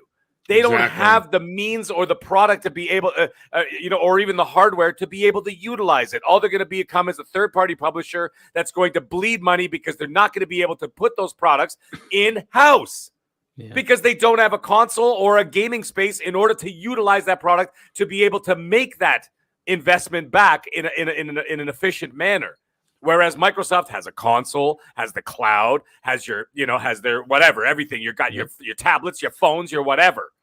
They've got all these different things, and it's already in place. Therefore, the minute that ABK is there, they're making profit. Apple would lose their pants over it. So therefore, they would never do that. You know what I'm saying? They don't have a console. They don't have a gaming anything. So they would basically have iOS. They have iOS, but what are they going to do with? I mean, I could see what they could do with that for some of it, but 70 billion? Come on, man, that's a lot of money. I agree with you, Matt, because the investment that it would take for Apple to decide. Look, they've been just making profit, right? They just basically rake money in off Yes. of everybody else's work right now, right? Because they have to go through the iOS store. And for them to enter into this and spend $70 billion to start, good God, that Exactly. is not a And like good I way to said, start. they don't have an ecosystem to utilize that investment They have on no an expertise immediate. in this at all. It's Yeah. they would Like they to don't have a start console. somewhere first. If they had an Apple box, okay, so you had Xbox, PlayStation, Nintendo Switch, and the Apple box, yep. then you'd be like, all right, they could put it right there, and guess what? 100% of their profits are going to go directly to themselves, which is what Microsoft is going to do. I mean, let's face it, it's a self-serving situation. They're going to take it from there, and they're going to take Sony's 30%. Yep. Right. So it makes sense for them. But Apple's the only chance they got, and there's nothing there. Google clearly walked away. Yep. So they're out. Yep. Facebook is already dealing with their stuff with the Meta, whatever. Amazon is two shakes of a stick from packing Loon up and going home. There's no doubt about that. Well, yeah, there's a lot of stuff going on at Amazon, which Yeah. I've been hearing from my WB friends, but I can't talk about that. But there's stuff going on, you know what I mean? And not great things, regardless of how much money Amazon makes, but that's a whole other story. But anyways, that's how I feel about it. So I think the only shot they got is Microsoft. Indeed. And without Microsoft, I think it'll sink. Yep. Yeah. And Mag, you brought up a very interesting point about shareholders. They're looking for that constant revenue stream. Of course. They want that profit. Microsoft wouldn't doesn't you? need to have that, right? They're going to make enough money. But Phil's idea is, I want more games, right? Yep. He's going to let the studios loose. Yes. He's going to let them make what they want, right? Yes, they'll Creativity. probably have to do some work on Call of Duty, but it's not just about that. I need to make 70% more profit, right? That's not what they're looking for. They're looking to expand Game Pass. They're looking to expand their ecosystem, right? So that is a massive change for those employees, right? They're still obviously profit, but it's a Microsoft profit pool, not well, them, in turn, right? everything that you just said will still turn into a profit. It'll all be, I'm using the Yep. term, folks, organic once it gets going. But the thing is, yes, he's focusing on the games and on the product, but Exactly. organically, that's going to grow the business. So, Hargi, you're 100% correct. Right? I mean, he's talking about StarCraft coming back. I'm like, yes. Yeah. He got everyone you excited with imagine? that. Yeah. Starcraft. And he said leave it to Guitar Phil Hero. Spencer. Yep. Yeah. No, I absolutely agree. Listen, folks, I want to move on to the second topic. And again, I figured this was going to be a big topic. Shout out to the entire panel. Shout out to we had almost 400 people here. For some reason, it has dropped off significantly, but that's okay. If you're here, you're enjoying the banter. Please consider hitting the like button. If you're new to the channel, please consider subscribing. We're trying to hit 12K by the end of the year. It'd be great if we do that. And we are two shakes of a stick from 11,400. I'd love to hit that number today. We are, I think, short by 12. If you're new, hit the subscribe button. We have to shout out a couple of super chats out. Ripe Green Tomato, love the name in the chat. Drops a very generous $2 super chat. Says, can Microsoft buy a big chunk of shares if the ABK deal fails? I believe that they could, but I don't know if how that would work. To be honest with you, I would imagine that they're going to lose so much money if this deal fails. It's crazy. Highlander 001 drops a very generous $10 super chat and says, if the deal is blocked and if Activision stocks crash, Bobby would have to go would have to go Chapter 11, and it would be a fire sale. If that happens, cash is king. Just a thought. Yeah, I mean that's also something that could very well happen as well. Of course, I want to say a big thank you to all of the super chats that continue to come in. If you don't know, if you're new to the channel, or obviously you're finding us for the first time, the super chats and the channel memberships are used usually and exclusively for us to give back to the community. So far, by the end of this year, Mrs. Boomstick and I will have doled out $3,200 worth of digital gift cards, and we have a big giveaway coming out. At the end of December, it is Christmas with Mr. and Mrs. Boomstick. It is our 5th annual. It is going to be a breakfast with Boom, as it has always been. And we are giving away, folks, $1,000 in a 2-hour show. $500 up front is going to be blocked off for channel membership members only, and they will get first crack. And the second $500 is going to be given away to anyone that is in the live chat for the second half of the show. If you would like to help contribute to that, we would greatly appreciate it. And again, that happens with super chats. That happens, of course, with channel memberships, and those really do allow for us to give back. And this is going to be our biggest giveaway in the channel's history. But I want to move on to the next topic, folks. And this comes the way of friend of the program, Jez Corden of Windows Central. And we have a confirmed report that Diablo IV, one of Blizzard's biggest games, or biggest IPs, I should say, could in fact be launching in April of 2023, with pre-orders going live in December. Now, according to the report from Jez Corden, he goes on to say that Diablo IV is the latest installment in Blizzard's legendary action RPG franchise set in the gothic world of Sanctuary. Players are caught in the crossfire between the forces of heaven and hell. And obviously we saw that come to fruition in, of course, the third, Diablo 3, which is an amazing game.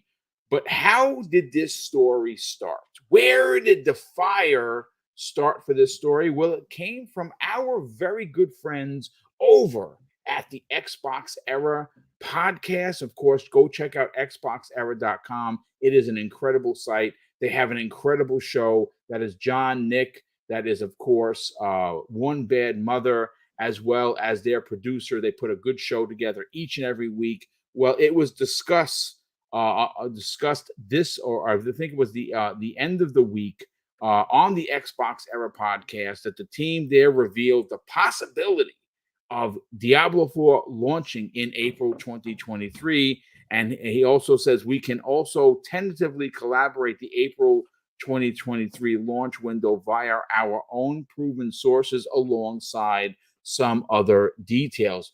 But why I'm talking about this today, folks, isn't because it's a revelation. Oh, Diablo 4 coming out in April. No, that's not what we're going to talk about here, folks. Hargeet, I want to go to you first. Listen, one of the biggest advantages to the ABK deal is getting games like Call of Duty in the service day and date. That is going to be a big ticket item. It is certainly going to drive subscription sales. And it's exactly what Microsoft wants to do. They want to bring more content to a service that is currently has hundreds of games for $15 a month, which include not only day and date second and third party, but day and date first party. Do you think that it's, again, hypothetical here, that the deal gets done in March of 2023? Could Diablo 4 be the first Xbox Activision Blizzard game to drop into the service? I mean, it's very viable, right? I'd give it like a 50-50 chance it's possible, right? If you look at the timelines, I think the deadlines line up in March for the Europe regulatory agencies, right? So EU and so EC and CMA. If there's anything else that that the FTC wants, it'll probably wrap up in about the same time frame, right? So the April-May time frame is the expected realistic time frame this should probably close. It is possible that they close in time. It just depends on how much time frame there is for them to make sure they can do all the logistics of getting into the Game Pass, right? So as long as they can pull it off, they probably will, right? Or it might be like a fast follow. It comes out and then a few weeks, a month later, it goes into Game Pass. But yeah, it is possible. It is possible. I don't know if it's guaranteed, but it is possible. I mean, listen, if Diablo 4 is going to be a moneymaker. There's no doubt about it. We just saw, now again, I'm not a mobile guy. I am playing Marvel Snap. And I got to tell anyone, if you're into card games, like I grew up playing Magic the Gathering when I actually used to sit with my friends and play like in person, like real human beings. I love card games. I played the Star Wars one. I played the Marvel one. Marvel Snap is something that I'm quite addicted to. I play almost every day. I've only spent $3. I bought the season pass for $3, and I have unlocked a ton of characters, and I keep upgrading, and I haven't spent anything else. I don't intend to spend anything else, but I'm quite enjoying it. I bring that up because of Diablo Immortal just launched into China. Oh my goodness. It is making boatloads of money. I mean, it's crazy when you think about what this deal is going to do for Microsoft. They're going to make money on Call of Duty. They're going to make money on King through, of course, which, by the way, it just was announced that Candy Crush for the 38th month in a row is number one in mobile. The number one mobile game for the 38th month in a row. There's only 12 months per year, folks, so just do the freaking math. It's crazy. And also, they're going to be making money from Diablo. And Diablo Immortal, again, mobile game. I haven't played it. It's just not my bag. I think that, launching Diablo 4, which is expected to be a big, big game. Now, we know that Rod Ferguson is currently working on that. Obviously, Rod Ferguson worked with the Coalition. Hell, he helped found the Coalition when it was originally Black Tusk. He was part of Epic, and he was the father of Gears of War, along with Cliffy B and that entire team. My question to you, Dutch: how big of a deal is seeing Diablo 4 get into the service when it launches in potentially April of 2023? Yeah, that'd be huge. I think it would get a lot more people playing Diablo. I know that for sure. There's a lot of people that like the game, but usually wait for it for sale. People that are usually not on the fence, but enjoy Diablo, but don't enjoy it enough to buy it at launch, if that makes sense. I'm one of them. Like Diablo 4, it really interests us. I do have the previous Diablo. I've played quite a bit of it. But I'm not like a mega fan. So if it went into the service, it would be it would save us fortunes, and I think it would be also a massive gateway to get loads of new players into what would otherwise be probably one of their most ambitious Diablo games to date. Especially with this like shared open world and kind of these randomized boss battles that appear out of nowhere, where kind of everybody can kind of come together to fight it, and there's so much going for that new Diablo that it would be a huge get for Microsoft to be able to include that in Game Pass day one. Be a massive turn. Yeah, I absolutely agree. I think it would be huge. Honestly, again, it's a big game. It's a much anticipated Blizzard game. It's been many, many years since 3 launched. We saw it, launch on the 360. Then we saw it bring it to the next gen consoles. I mean, the next generation consoles, which is PS4 and Xbox One. And I think it's recently got a patch for next gen consoles.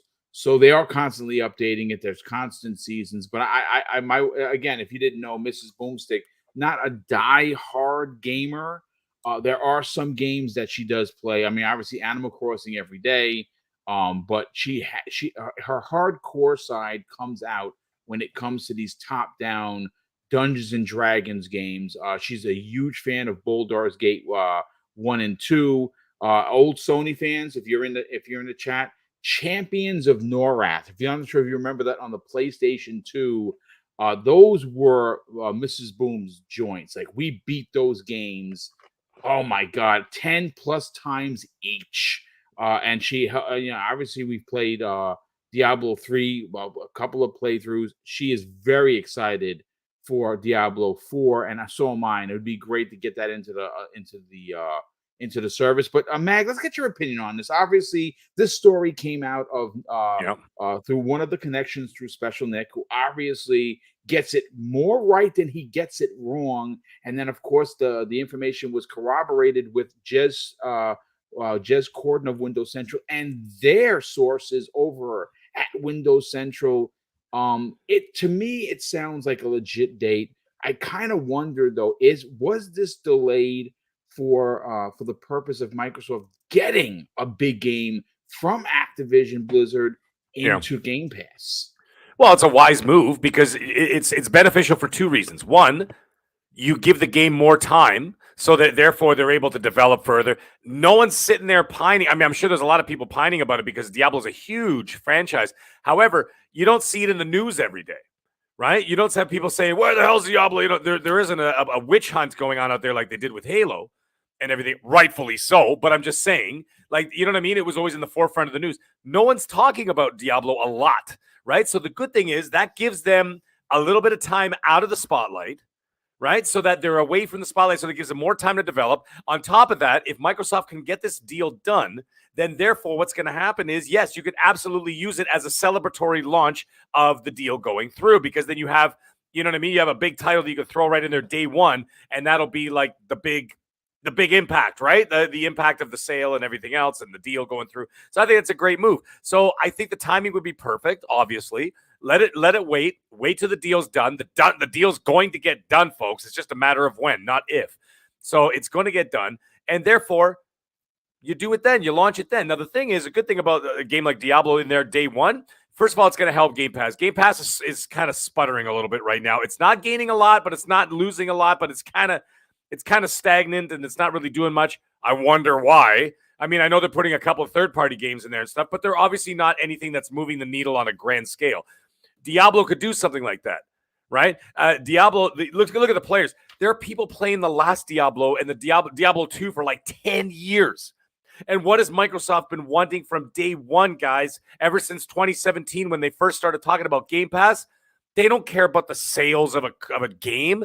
They want engagement. That is the metric going forward. It always will be. And as long as the online structure is there, as long as the subscription structure is there, it's all about engagement. Diablo is the perfect game for engagement. It can get people hooked, get people in there, and get people to stay in there. And that's what they want. That's what they want in the long run. So I think it's a win-win for them. It's a great idea to do that. Like I said, let them wait. There's nobody outside with pitchforks and torches going, where the hell's Diablo 4 right now? I don't hear it. I'm sure that the community wants it. Obviously, they want it. But the smart thing is that Activision did not, or not Activision, excuse me, Blizzard did not announce a release date. And that is something that I've always been an advocate for. Stop showing stuff too early. And at the same time, don't give release dates if you think that there might be a possibility you can't do it or you can't make that release date. Make sure the game is done before you say anything about it. They never said anything so that we don't have to read one of those yellow emails from CD Projekt Red every 6 weeks. You know what I mean? For like 2 years about Cyberpunk. Nobody wants to hear that, right? So the best thing is, you know the game's coming. You just don't know exactly when. And then when they have it, then they'll be ready. You've taken pressure off the team. And at the same time, you could, like I said, you could start that ABK deal going through with a big bang. I think it's a great idea. It's good for marketing. It's good for PR. And it's good for the well-being of the studio and, of course, of the game itself. I think it's an all-around win for me. Yeah, I absolutely agree. And Jordan TJ, round us out over here. What are your thoughts on the potential of Diablo 4 being the first game to be dropped into the Xbox Game Pass service after this deal is done? Jordan TJ, I think you're on mute, brother. There you go.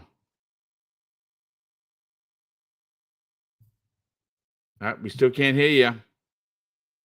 All right, listen. No worries, brother. We'll get you back. Okay, there we go. There we go. Okay. Sorry. Yeah, no, I think it's gonna make it into Game Pass. I really do. Now I might just be generous by saying that, but to be honest, it'd be great for Game Pass. A lot of people are big Diablo fans, and it'd be really nice to see it in Game Pass day one.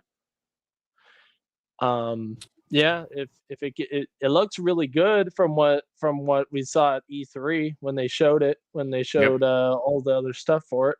It looks really good. I'm actually gonna get into it when it comes out.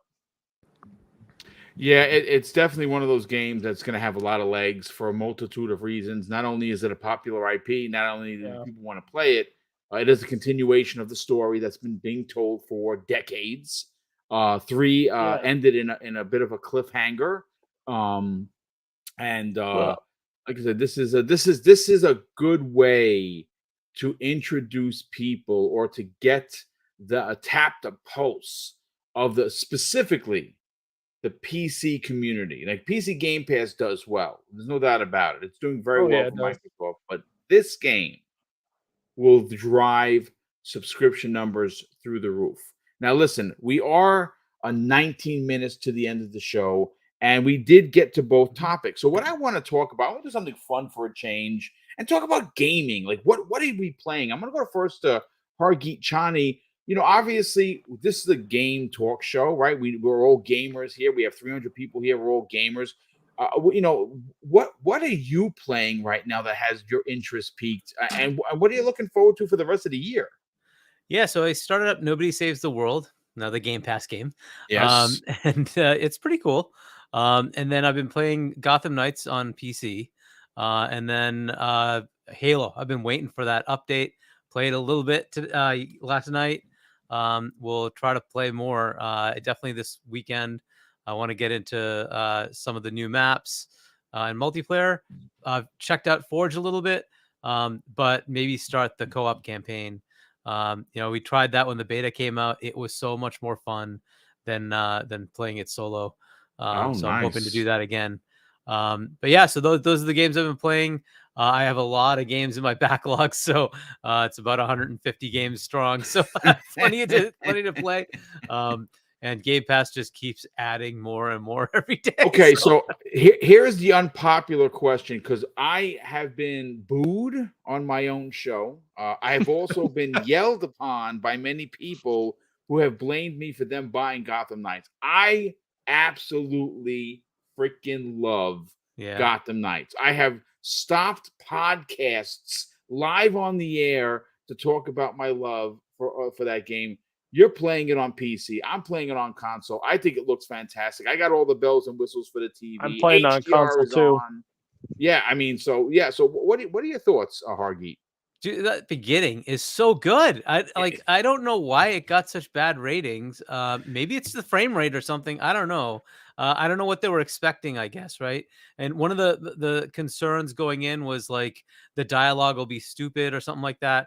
But I mean, once you get past like the beginning of it, it's all good. It's actually really well done. I mean, it's a fun game, and it's a little different than the Arkham series as far as the fighting. But you kind of had to do that because of the co-op. So because you can't expect like the one character that can go everywhere, right? That was what Batman was able to do. Well, that's not going to work if you have multiple people, right? So it's not bad though. It works pretty well. So I don't know. I don't know what the complaints were, why it got such a low rating. I think it's pretty good so far. I've been hearing other people who've actually played through it. You know, like Fonz. He didn't want to. He thought it was going to really suck. He got into it and loved it. You know, and Randolph Thor, you see Randolph Thor? Randolph Thor is playing through again exactly. He on New Game Plus. He played it twice, right? So like I just suggest people like look past the score and go try it. If it's on sale, you know, on Black Friday or something like that, you know, pick it up, try it out. It's really cool. And you know, it is a pretty good game. And if you have that Batman itch, it kind of goes there. So it's pretty good. So yeah, I'd give it a good rating so far, but I have not finished it yet. So, but yeah, good stuff. Dutch, what are you playing, brother? What's got the Dutch wrapped around its finger? Well, yeah. So a few games, and much like Hargeet, too many. So I'm still working my way through Plague Tale. I'm about halfway on Plague Tale Requiem now. Call of Duty distracted me too much recently. So Plague Tale, then Call of Duty dropped. So I started playing Call of Duty loads, played the campaign, then played loads of multiplayer. So I've been playing that. Of course, God of War Ragnarok's dropped. So I'll be starting God of War on Friday. But I will be playing that one through to completion immediately because I did the same with the last one. Okay.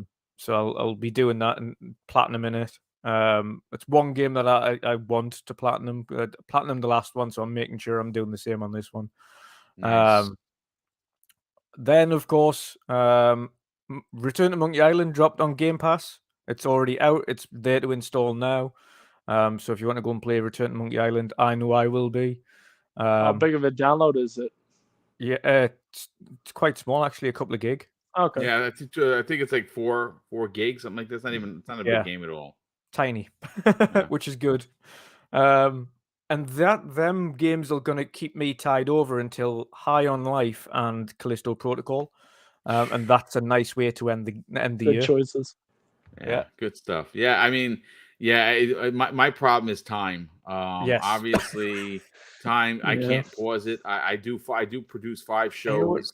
you know where it is, Boom, as well. The surprising thing about, and this is when I was seeing ACG's review. ACG's kind of one of them He's a great reviewer. reviewers. Not Yeah. only do I respect, but in terms of his, I think it's just the thought process that he has and I have are very similar behind how we look at games.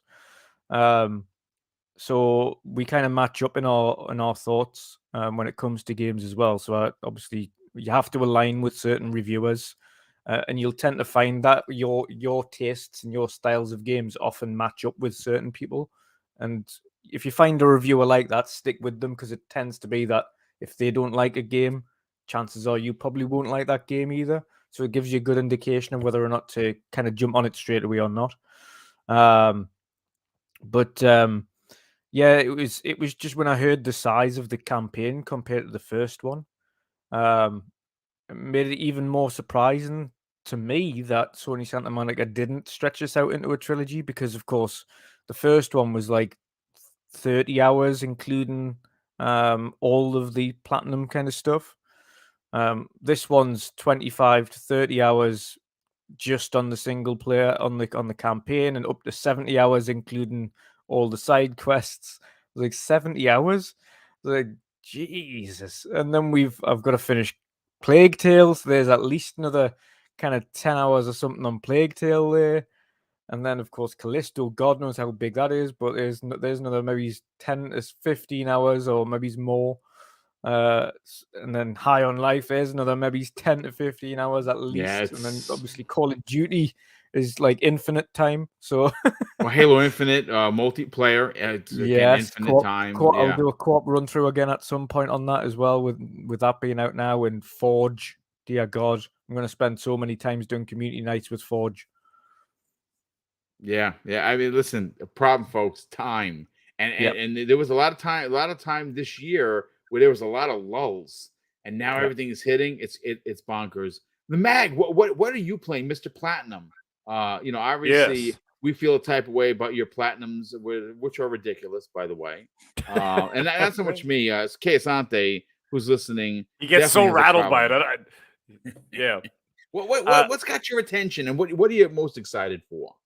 Well, first of all, obviously I'm playing Call of Duty. First of all, I'm not just the platinum guy. I also go for my 1,000 out of 1,000s on Xbox. But the problem with that is that the minute DLC drops, there goes you know what I mean? There goes that completion, right? So it always pisses me off when I look at something and I'm like, yeah, I got you. And then I look like a couple months later and it says 1,000 out of 1,325. And I'm like, God damn it. Right. So then it bothers me, right? Because you lose that 100%. But I've learned to live with it. As long as I get those 4 digits, 1,000 and above, I don't worry about it. But it does, in the back of my OCD mind, drives me absolutely insane. However, Call of Duty, obviously, I'm sitting at, I think, 700 and change now out of 1,000 on Xbox for Call of Duty. So I got to do those co-op missions, which are really tough, by the way. Like, they're no joke. So those are really tough. So I got to work on those with somebody. Obviously, God of War, I played the first 23 minutes. Magnificent already. And what else do I got going on? Lego Star Wars, I haven't even I kind of started, but it's just, that's going to be one of those backlog games that I'm going to get to in like 2024. I'm going to be like, oh yeah, I forgot about this. And I'm going to go back and play it. Because, Lego games are eternal. You know what I mean? Yeah. You could leave it for 4 years and it's still the same great experience. So there's that. Obviously, I got Callisto Protocol coming. I got a High on Life on Game Pass, which I'm a huge fan of. Or not a huge fan of, I don't know. But I seem like I'm going to be a huge fan of High on Life. So I'm looking forward to that. Oh, it's Rick and Morty, so... Yeah, exactly. So it looks wild. And then I'm actually, surprisingly, by the way, I actually going to be getting Callisto Protocol on PlayStation. And I know some people in the chat going to be like, oh, there goes Mag. His tail's growing. That pony's coming out. I'm sorry. I just read this fantastic article. What is your stage name? It is. I know, Ponymaster 420, who's been taking a nap, by the way. He's coming back. Don't worry. He's coming back. It's just a matter of time. Why are you getting on PlayStation, if you don't mind me asking? I read this article and I looked at it and I'm like, really? I looked into it. They're saying that the DualSense experience on Callisto Protocol is apparently quite magnificent. And the actual lead developer himself said, he says they spent a lot of time and research in the DualSense 5, so much so that the features put into the controller for that game specifically is more than Sony first party. Whoa. That's saying something. So this guy and his team put more into the DualSense 5 features than the Sony first party games that we've gotten so far. And they said he's going to be utilizing a lot of stuff with the controller, for example. Like you're actually going to get monster sounds. 3D audio monster sounds are going to be coming out of the controller and different, and it's going to seem like it's coming out of different parts of the controller. How wild is that? Where, like, depending on where the monster actually is or whatever the hell you're fighting. And then the other thing is, it said you'll actually chop a finger off if you get it wrong or something. Yeah, yeah, that would be perfect. They said that you can even feel the drag of if you're carrying a crowbar and you're about to swing the crowbar, you'll feel the drag on one side of your controller as you're trying to lift up the heavy blunt object to be able to strike somebody and stuff. And apparently, they said the work they've implemented in it is magnificent. I can't ignore it. I need to try because my personal opinion, the DualSense 5 is I know the Xbox controller is always the GOAT, but this DualSense 5 is the best Sony controller they've ever released, and I think it's added a lot of great stuff to the games. Anyways, just for me, I mean, I did the immersion and everything else. I love it. The novelty of it, I love that controller. So I'm getting Callisto Protocol over there on the PlayStation side, and then that's it for the rest of the year. And then, of course, the big ones, I got Dead Space already pre-ordered on Xbox. I got Hogwarts Legacy. That's going to be the big one for the Mag for 2023. That game. Oh, dude, Harry Potter fan for life. You know what I'm saying? I'm so excited. So that's what's keeping me busy. But other than that, we got our hands full, guys. I mean, this is a good thing, but 2023 is going to be an absolute disaster for us. I don't know where the hell we're going to get the time. I don't know.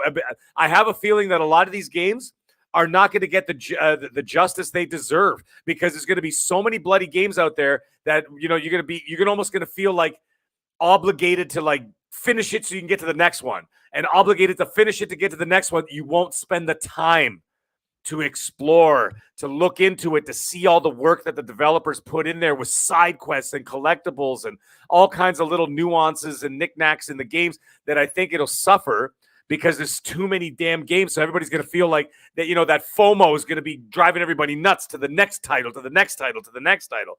And I'm not like that. As you guys know, I'm a completionist, right? I go in there. I do not stop until I get that full 100% completion. So, that's just the way I am. But anyways, it's going to be a tough year for that. Yeah, no, I mean, listen, you know what? If that's the biggest problems that come out of 2023, you won officially. Yeah, no kidding, right? No, Drew and TJ, let's get your final opinion. What are you playing right now? We'll get everyone out of here. What's got your interest? I've been playing Civilization on Xbox. I love playing that game. It's just like Age of Empires, but a little bit bigger. And I've been playing Age of Empires 4 on PC a little bit. But what I've been mostly playing is Call of Duty. And then recently, last night, I tried Forge. One thing I don't like about the Forge, I like all of it being in depth. But the number one complaint people have about Forge from Halo 4, 5, and also this one is that they wanted like the controls and how you navigate the menu. They want it like how it was in Halo Reach. And I agree, because when I went through it, there's so many freaking objects. I don't know where to begin. I don't know what objects are what, and I don't know how to start. I mean, it's cool. Don't get me wrong. I mean, I'll probably have to learn it, but there's just so much stuff in there.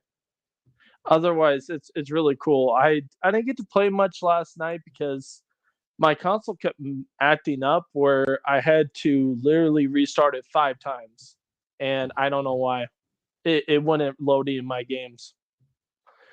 But yeah, I'm looking forward to Need for Speed Unbound. I'm Yep. looking forward Warzone 2 when that comes out, Callisto Protocol, and next year, well, everything that Microsoft's gonna dump in our laps, and also Test Drive Unlimited. So that's why I'm excited for it. Yeah, good stuff, brother. But listen, ladies and gentlemen, that is going to do it for your primetime gaming. Let's get everyone out of here. You can enjoy the rest of your night.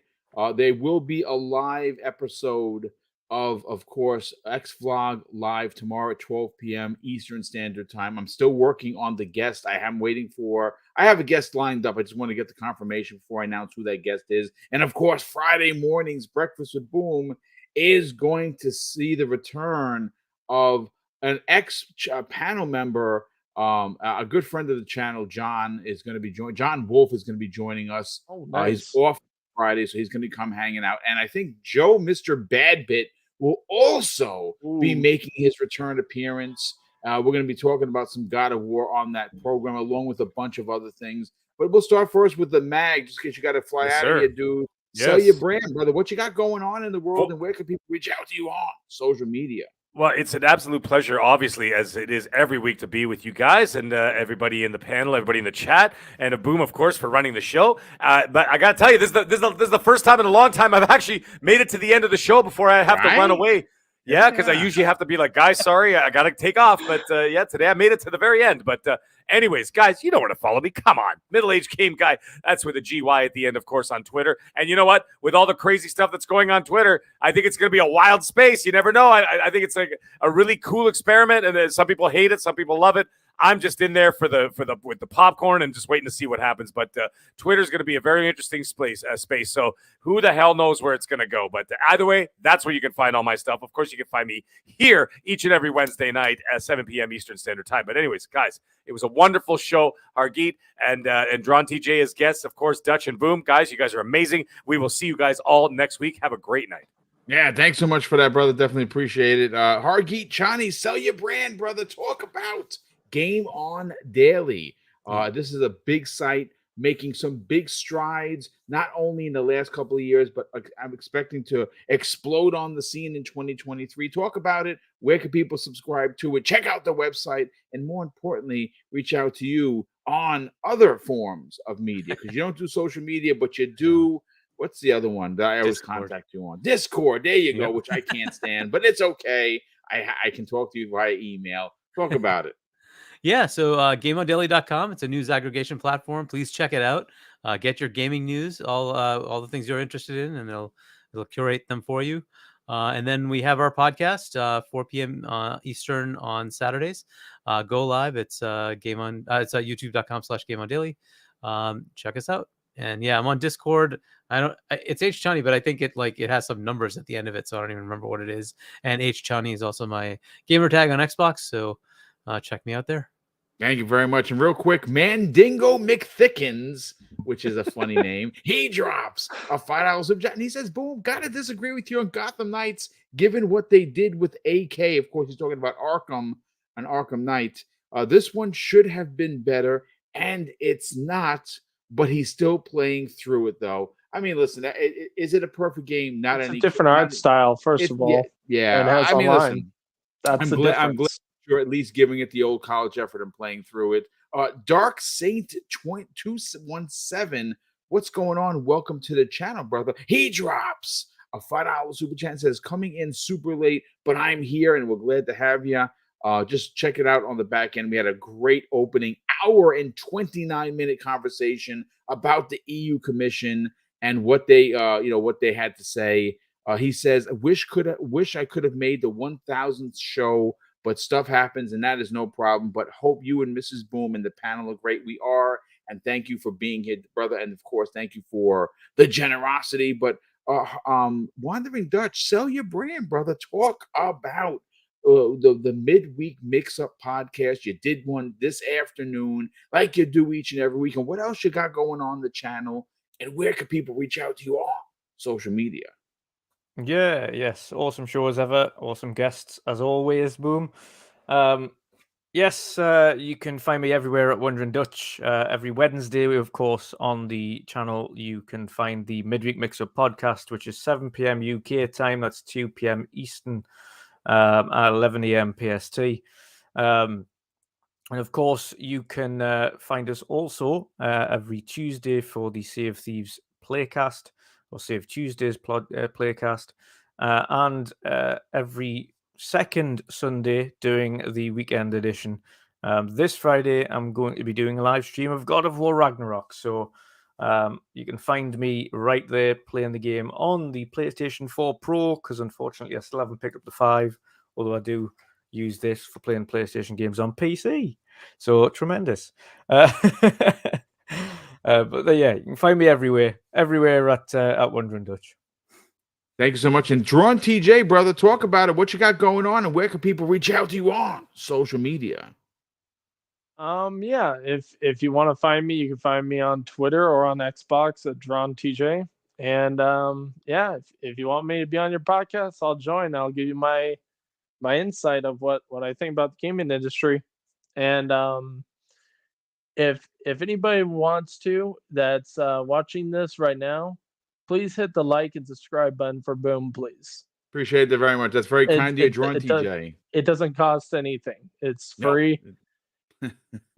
It's free. It's free and painless. And Yeah. I appreciate that very much, ladies and gentlemen. Thank you so much for being here and supporting Double Barrel Gaming, not only through your views, but through your likes and your subscriptions, as well, of course, as to the many super chats that came in this evening. I am Mr. BoomStick XL. This is Primetime Gaming, and I want to say thank you again. We want to close out the show, folks, with something that's important to me. Hopefully one day it'll be important to you, and that's something that my dad taught us when we were kids, and he used to say, Craig, treat others how you want to be treated, and also it doesn't cost anything to be nice. You live by those rules, son. I can guarantee you're going to have an awesome day. So take care, everyone, and we'll see you next week on the newest episode of Primetime Gaming with Mr. BoomStick and Friends.